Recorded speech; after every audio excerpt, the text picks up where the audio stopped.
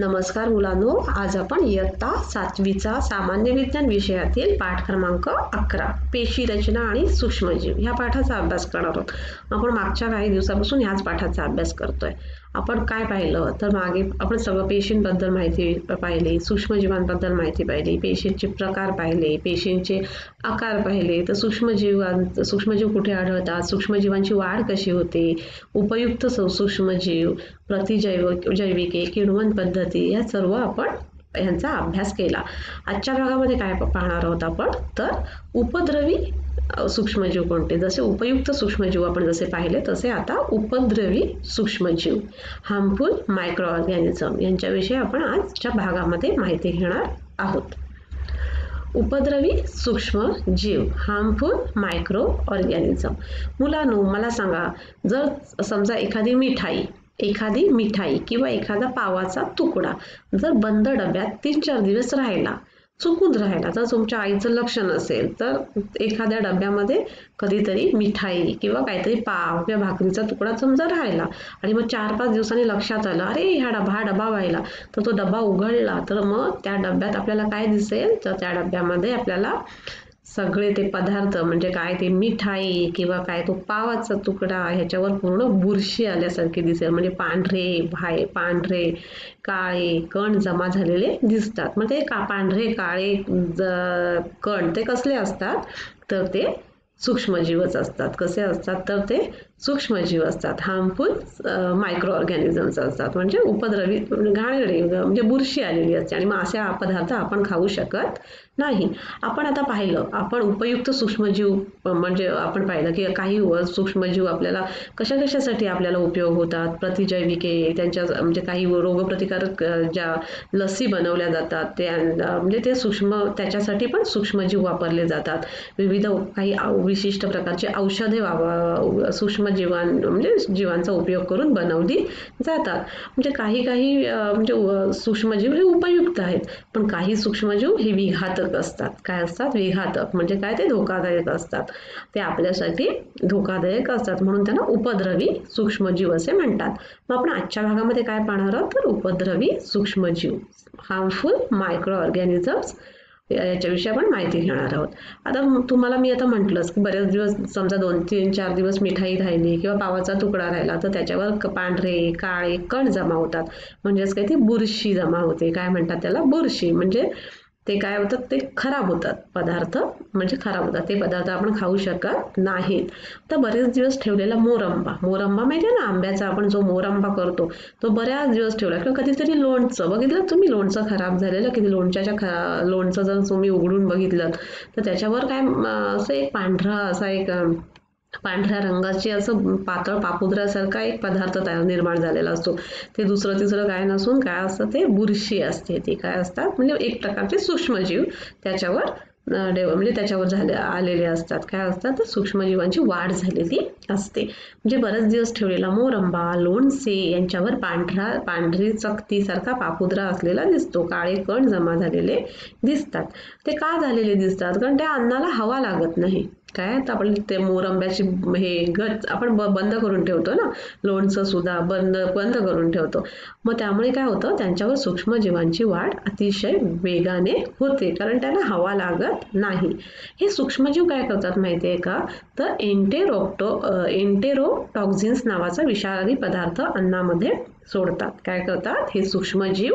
एंटेरोटॉक्झिन्स नावाचा विषारी पदार्थ अन्नामध्ये सोडतात. तुम्हाला माहिती आहे का मुलांनो, उन्हाळ्याच्या दिवसामध्ये अन्न लवकर खराब होतं की नाही. जर तुम्ही उन्हाळ्याच्या दिवसात समजा दूध वगैरे चुकून तुमचं बाहेर राहिलं तर ते लगेच नासतं म्हणजे खराब होतं. आणि आपण जर मच्छी आणली उन्हाळ्याच्या दिवसात तर ती लगेच नाही बनवली तर ती लगेच खराब होते, तिला घाणेरडा वास येतो. कळलं?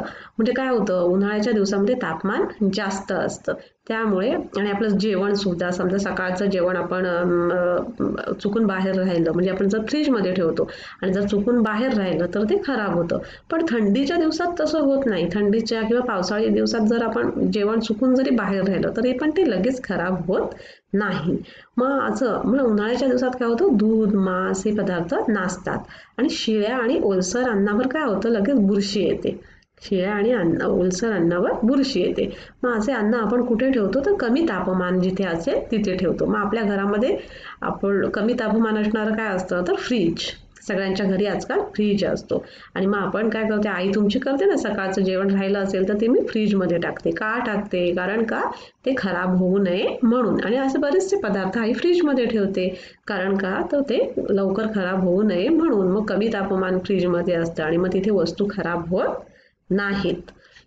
असे अन्न. आणि आपण जे असं दूषित झालेलं अन्न, समजा आता ती मी मगाशी तुम्हाला म्हटलं की मिठाई, त्या मिठाईवर जसे व्हाईट पापुद्रा आणि म्हणजे बुरशी आलेली मिठाई, जसे आपण अन्न ते दूषित झालेलं अन्न जर खाल्लं तर आपल्याला काय असतं ते हानिकारक असतं.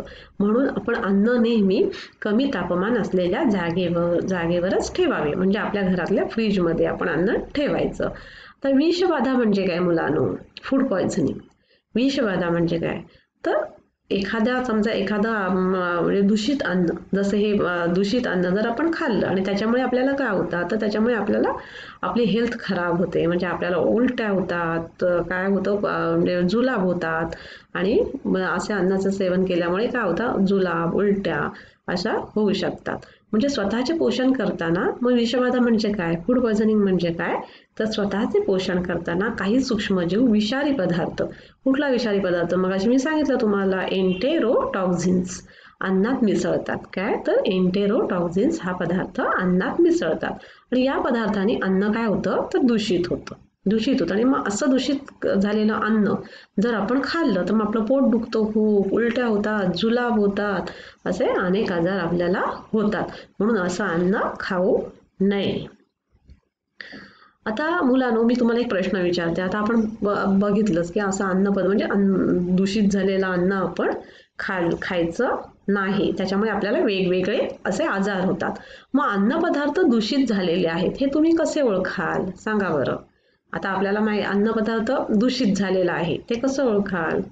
म्हणजे काय होईल, आपण एखादा अन्नपदार्थ आपल्याला दूषित झाला हे समजण्यासाठी आपल्याला काय होईल की त्या अन्नाचा आपण काय घ्यायचं, वास घ्यायचा. तर त्याचा वास हा घाणेरडा वास येतो. जर तो अन्नपदार्थ जर दूषित झाला तर त्याचा वास कसा येतो, घाणेरडा येतो, माहिती आहे ना तुम्हाला.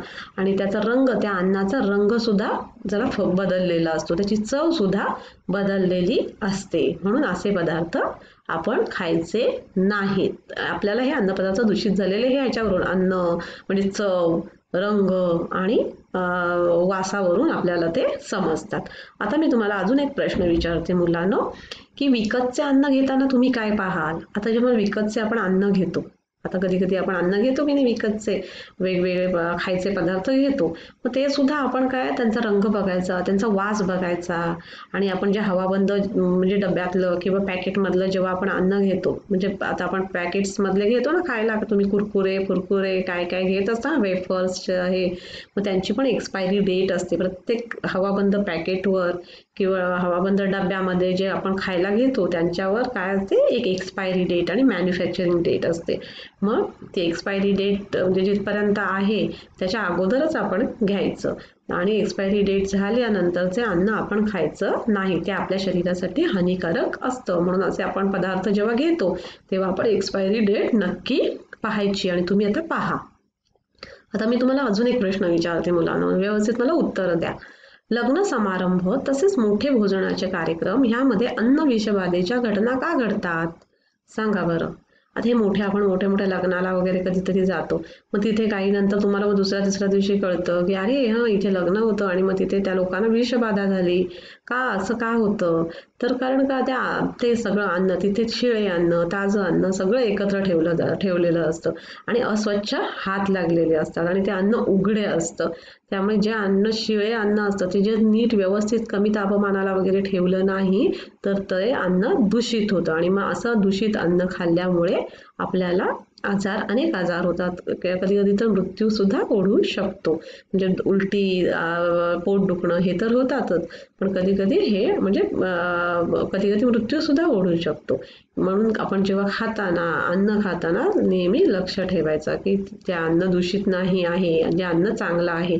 म्हणून आपण नेहमी झाकलेलं अन्न खायचं. कुठे पण बाहेरचं पण तुम्ही रस्त्यावर कुठे वडापाव हे करायला वडापाव खाता, पाणीपुरी खाता, ते सगळं अन्न उघड्यावर असतं आणि अशा अन्न उघड्यावर काय होतात, माशा बसतात आणि मग अनेक सूक्ष्मजीव आपल्या पोटात जातात आणि मग आपली तब्येत बिघडते. म्हणून नेहमी ताजे आणि झाकलेलंच अन्न खायचं. उकळलेलं पाणी प्यायचं. खोकताना किंवा शिंकताना काय करायचं, तोंडावर रुमाल ठेवायचा.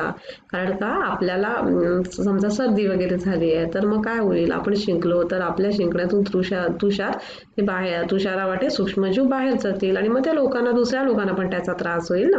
म्हणून नेहमी खोकताना शिंकताना तोंडावर रुमाल किंवा हात ठेवायचा. आपल्या घराभोवती कचरा किंवा पाणी साठू द्यायचे नाही.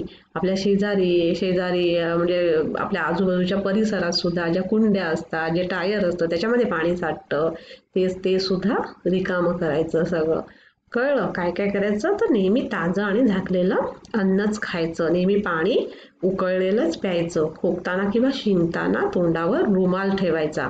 घराभोवती कचरा किंवा पाणी साठवू देऊ नये, की जेणेकरून त्याच्यावर सूक्ष्मजीव म्हणजे वाढू नयेत आणि मग ते असे सूक्ष्मजीव वाढले तर मग ते आपल्याला हानिकारक असतात. आता रोगकारक सूक्ष्मजीव काय, तर रोगकारक सूक्ष्मजीव. आता हे रोगकारक सूक्ष्मजीव आपल्या शरीरात कसे प्रवेश करतात, तर आपण आताच शिकलं की दूषित झालेल्या पाण्यामध्ये तसेच शिळ्या आणि उघड्या अन्नामध्ये सूक्ष्मजीव असतात की नाही. कशामध्ये सूक्ष्मजीव असतात, तर दूषित झालेल्या पाण्यामध्ये किंवा शिळ्या आणि उघड्या अन्नावर काय असतात, सूक्ष्मजीव असतात. आणि मग असं अन्न किंवा असं पाणी आपण सेवन केलं तर मग ते सूक्ष्मजीव आपल्या पोटात जातात. काय होतात, आपल्या पोटात जातात आणि मग आपल्याला अन्ननलिकेचे अनेक रोग होतात. जसे की कावीळ, गॅस्ट्रो, आमांश, टायफॉइड, कॉलरा हे सगळे अन्ननलिकेचे रोग आहेत. असे दूषित अन्न किंवा दूषित पाणी प्यायल्यामुळे हे रोग होतात. श्वसन मार्गाचा रोग झालेल्या व्यक्तीच्या खोकण्यातून किंवा शिंकण्यातून त्या रोगांचे सूक्ष्मजीव हवेत पसरतात. एखाद्या समजा व्यक्तीला कुठला तरी श्वसन मार्गाचा रोग झालाय आणि मग ती व्यक्ती असे बाहेर म्हणजे शिंकली किंवा खोकली तर मग ते जीव काय होतात, ते रोगाचे सूक्ष्मजीव हवेत पसरतात आणि मग त्या श्वासावाटे आपल्याला निरोगी व्यक्तीच्या पण शरीरामध्ये जातात. श्वसन मार्गात जाऊन सर्दी, खोकला, घटस्फसर्प, न्यूमोनिया असे रोग होऊ शकतात.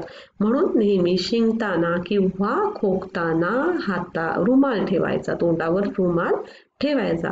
कारण जर आपल्याला एखादा आजार झाला असेल तर आपल्या शिंकण्यातून खोकण्यातून ते सूक्ष्मजीव हवेत पसरतात आणि मग ते निरोगी व्यक्तीच्या श्वसन मार्गात जाऊन त्या व्यक्तीला पुन्हा आजारी होते. ती व्यक्तीला सर्दी, खोकला, घटसर्प, न्यूमोनिया असे रोग होऊ शकतात. म्हणून काय करायचं, तर हा खोकताना शिंकताना तोंडावर रुमाल ठेवायचा. आता तुम्हाला माहिती आहे का, कचऱ्याचे ढीग, आपण आता रस्त्यामध्ये गेलो तर अनेक कचऱ्याचे ढीग, गटारे, साठलेले पाणी, या ठिकाणी डास येतात. डासांची पैदास वाढते माहिती आहे ना. आणि मग डासांच्या माद्यांच्या दंशातून म्हणजे आपल्या चावतात. मग डास आपल्या त्या मांद्या असतात डासांच्या, त्यांच्या दंशातून आपल्याला म्हणजे चावून काय होतात, तर हिवताप म्हणजेच मलेरिया, डेंग्यू, हत्ती रोग, चिकनगुनिया, झिंका ताप इत्यादी रोगांना कारणीभूत सूक्ष्मजीव मानवी शरीरात प्रवेश करतात. म्हणून असे कचऱ्याचे ढीग, गटार, साठलेलं पाणी या ठिकाणी काय होतं, डासांची पैदास वाढते. म्हणून आपण असं कचऱ्याचे ढीग आपल्या घरामध्ये किंवा घरामध्ये कचरा नाही साठवायचा, घराच्या आजूबाजूला कचरा नाही साठवायचा. असे गटारे असतील, तिथे साठलेलं पाणी असेल, मग ते साठलेलं म्हणजे पाणी कुठेही साठवून ठेवायचं नाही. आपल्या घरात सुद्धा पाण्याची टाकी असते ना बाथरूमवर वगैरे, मग ती पण वेळच्या वेळी खाली करायची किंवा आपल्या बिल्डिंगवर जी पाण्याची टाकी असते ती पण वेळच्या वेळी स्वच्छ करायची. कारण मग अशा ठिकाणी काय होतं, तर डासांची पैदास वाढते आणि मग अशा डासांच्या दंशातून काय होतात, तर अनेक प्रकारचे ताप जसे की मलेरिया, डेंग्यू, चिकनगुनिया, झिंका ताप इत्यादी रोगांना कारणीभूत असे सूक्ष्मजीव मानवी शरीरात प्रवेश करू शकतात. कळलं मुलांनो. आता मग आपल्याला काय करायला पाहिजे, आता हे असे अनेक आजार, आता पाण्याचे आपण म्हटलं की पाण्याचे जिथे जिथे पाणी साठतं, पाणी साठतं, मग तिथे डास तयार होतात आणि मग त्या डास चावले तर आपल्याला अनेक प्रकारचे ताप येतात. हे आपण आताच पाहिलं.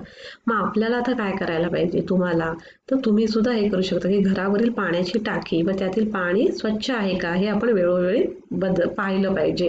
किंवा ते पाणी जर बऱ्याच दिवसापासून जर टाकीमध्ये असेल तर ते उपसून काढायला नवीन भरायचं त्याच्यामध्ये. शाळेमध्ये आपल्या पाण्याची टाकी, स्वच्छतागृह स्वच्छ आहेत का याची पण आपण काळजी घ्यायची, पाहायची. घराजवळील उघड्यावरील कुंड्या, टायर, प्लास्टिकचे डबे इत्यादीमध्ये पण पाणी साठलेलं असतं, माहिती आहे ना. मग ते पाणी तसं साठू देऊ नये. आणि पाण्याची भांडी, पाण्याची टाकी किती दिवसातून स्वच्छ केली जाते, म्हणजे आपल्या बिल्डिंगमध्ये वरती जी पाण्याची टाकी असते ती किती दिवसातून पाण्याचे म्हणजे टाकी स्वच्छ होते की नाही हे आपण सर्वांनी पाहिलं पाहिजे. आणि मग असं पाण्याची टाकी एका महिन्यातून एक स्वच्छ झालीच पाहिजे असं आपण आपल्या सोसायटीला वगैरे आपण सजेशन्स देऊ शकतो. कळलं. आता स्वच्छ भारत अभियान. आता आपल्याला माहितीच आहे की आता आपण पाहिलं की अस्वच्छतेमुळे असे अनेक आजार होतात. अन्न दूषित झाल्यामुळे ते असं अन्न आणि दूषित पाणी प्यायल्यामुळे आजार होतात. पाणी साठल्यामुळे आजार होतात, म्हणजे अस्वच्छता ना, जिथे जिथे कचऱ्याचे ढीग, गटार, दूषित पाणी याच्यामध्ये काय होतं, डासांची पैदास होते. मग सुमारे 80% आजार हे कशामुळे होतात, तर अस्वच्छतेमुळे होतात. त्यामुळे परिसर स्वच्छ ठेवणे, कोठेही कचरा न टाकणे, उघड्यावर शौचास न बसणे हे संसर्गजन्य आजार रोखण्याचे सोपे मार्ग आहेत. काय कुठले मार्ग सोपे आहेत, तर कोठेही कचरा न टाकणे, उघड्यावर शौचास न बसणे हे संसर्गजन्य आजार रोखण्याचे सोपे मार्ग आहेत. परिसर स्वच्छ ठेवणे, आपला परिसर स्वच्छ असेल तर मग काय होईल, मग तिथे डास होणार नाहीत, मग त्या डास चावून आपल्याला वेगवेगळे ताप येणार नाहीत. आणि उघड्यावर शौचास न बसणे हे संसर्गजन्य आजार रोखण्याचे सोपे मार्ग आहेत. आपल्या वैयक्तिक स्वच्छतेबरोबरच सार्वजनिक स्वच्छतेबाबतही जागृत राहण्यासाठी देशभरात स्वच्छ भारत अभियान, तुम्हाला माहितीच असेल ना, स्वच्छ भारत अभियान हे राष्ट्रीय चळवळीच्या स्वरूपात कार्यान्वित आहे. आपणही आपल्या शाळेत, परिसरात स्वच्छतेविषयी एक उपक्रम राबवून त्यामध्ये सहभागी होऊयात. म्हणजे आपल्याला आपली पण वैयक्तिक स्वच्छता पाहिजे. म्हणजे आपण घराची स्वच्छ, आपण असं बोललं नाही पाहिजे ना की चला मला काय करायचं आहे, मी माझ्या घराची स्वच्छता करणार, असं नाही. तर आपण आपल्या घराच्या स्वच्छतेबरोबरच आपला परिसर कसा स्वच्छ राहील, आपण ज्या शाळेत जातो ती शाळा कशी स्वच्छ राहील, आपण जिथे राहतो बिल्डिंगमध्ये तो आजूबाजूचा परिसर स्वच्छ झाला पाहिजे. आपण जर स्वच्छता, कारण का तर 80% आजार हे अस्वच्छतेमुळेच होतात. त्यामुळे आपले परिसर स्वच्छ ठेवणे ही आपली एक जबाबदारी आहे. आपण एक जबाबदार नागरिक म्हणून सगळं स्वच्छ ठेवणे, परिसर स्वच्छ ठेवणे ही आपली जबाबदारी आहे. मुलांनो, तुम्हाला आता माहिती आहे का, आपण आता वेगवेगळे ताप पाहिले की डासांच्या चावण्यामुळे आपल्याला वेगवेगळे ताप येतात, हिवताप, चिकनगुनिया, झिका ताप, हे वेगवेगळे ताप पाहिले आपण. मग ताप कसा येतो, ताप म्हणजे काय होतं नेमकं, आपल्याला ताप येतो म्हणजे नक्की काय होतं माहिती आहे का तुम्हाला कोणाला? तर निरोगी आपल्या शरीराचे तापमान किती आहे सांगा बरं. आपण शिकलेलो आहोत लास्ट इयरमध्ये, आता 7वीला पण तुम्ही शिकलेला आहात. आपल्या शरीराचे तापमान किती असते, तर सुमारे 37 डिग्री सेल्सिअस इतके असते निरोगी माणसाचे तापमान. कळलं, शरीराचे तापमान सुमारे 37 डिग्री सेल्सिअस असते. शरीरात आपल्या समज चुकून शरीरात सूक्ष्मजीवांचा प्रवेश झाल्यास काय होतं, तर आपल्या रक्तातील प्रतिकार यंत्रणा कामाला लागते. काय होते, आपल्या शरीरामध्ये जर सूक्ष्मजीवांचा प्रवेश झाल्यास आपल्या शरीरातील रक्तातील प्रतिकार यंत्रणा कामाला लागते व त्यामुळे काय होतं, शरीराचे तापमान वाढल्यामुळे सूक्ष्मजीव नष्ट होतात. काय होतं, सूक्ष्मजीव नष्ट होतात. जखम आपल्याला एखादी कुठली झाली तर भरताना ती गरम लागण्याचे कारणही हेच आहे. कळलं. काय होतं, तर निरोगी माणसाचे तापमान किती असतं, तर 37 डिग्री सेल्सिअस असतं आपलं नॉर्मल. आणि जर आपल्याला इन्फेक्शन झालं म्हणजे सूक्ष्मजीवांचा आपल्या शरीरामध्ये प्रवेश झाला तर आपल्या शरीरामध्येच एक यंत्रणा असते. काय, आपल्या शरीरामध्ये एक रक्तातील प्रतिकार यंत्रणा असते, ती कामाला लागते. आणि मग त्याच्यामुळे काय होतं, आपलं शरीराचे तापमान वाढतं आणि शरीराचे तापमान वाढल्यामुळे काय होतं, ते सूक्ष्मजीव नष्ट होतात. कळलं, म्हणून आपल्याला ताप येतो. तुम्हाला मुलांनो हे माहिती आहे का, आपल्याला जसा ताप येतो तसा प्राण्यांना आणि वनस्पतींना, प्राण्यांना सुद्धा ताप येतो. प्राण्यांना पण भरपूर आजार होतात. कुठले आजार होतात तुम्हाला माहिती आहे का?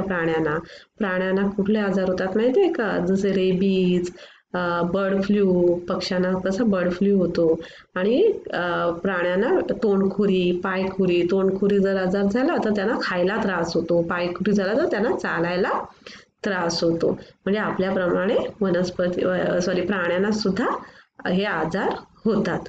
आता मुलांनो, मी तुम्हाला एक प्रश्न विचारते, तुम्ही मला त्याचं उत्तर द्यायचं आहे. आता मानवी शरीराचे तापमान मी तुम्हाला सांगितलं किती असतं, तर निरोगी माणसाचं तापमान किती असतं, तर 37 डिग्री सेल्सिअस असतं. कळलं? आणि तुम्हाला आपण सूक्ष्मजीवांची वाढ हा आपण जेव्हा टॉपिक बघितला तेव्हा आपण काय पाहिलं, तर सूक्ष्मजीवांची वाढ होण्यासाठी तापमान किती लागतं, किती असतं, वाढ होण्याचे तापमान किती आहे, तर 15 डिग्री सेल्सिअस ते 35 degree Celsius 35 degree Celsius 35 degree Celsius. मग याचा संबंध कसा जोडाल सांगा बरं. मानवी शरीराचे तापमान सुमारे 37 डिग्री सेल्सिअस व सूक्ष्मजीवांची जास्तीत जास्त वाढ होण्याचे तापमान 15 डिग्री सेल्सिअस ते 35 डिग्री सेल्सिअस. मग याचा संबंध तुम्ही कसा जोडाल, तर मानवी शरीराचे तापमान सुमारे 37 डिग्री सेल्सिअस असते. आपलं तापमान किती असतं, तर 37 डिग्री सेल्सिअस असतं. पण सूक्ष्मजीवांची वाढ होण्यासाठी 15 डिग्री सेल्सिअस ते 35 डिग्री सेल्सिअसच लागतं. त्यांचं तापमान, त्यांची वाढ होण्यासाठी किती तापमान लागतं आपण मागे पण बघितलेलं, किती, तर 15 डिग्री सेल्सिअस ते 35 डिग्री सेल्सिअस लागते. म्हणजे मानवी शरीराच्या तापमानात त्यांची म्हणावी तशी वाढ होणार नाही.